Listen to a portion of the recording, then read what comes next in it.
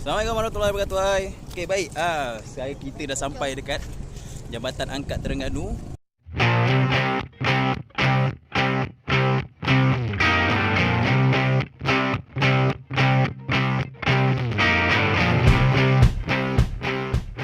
Baik, saya hari ni dengan gamble ya.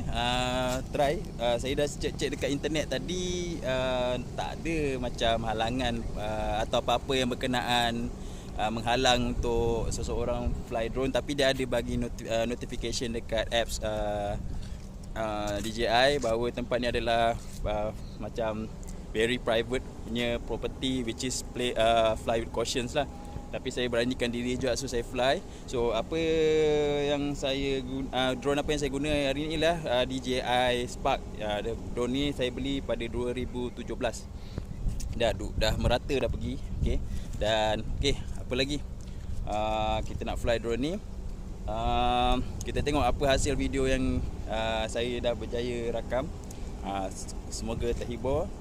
Basically saya sangat teruja tengok jambatan ni depan mata.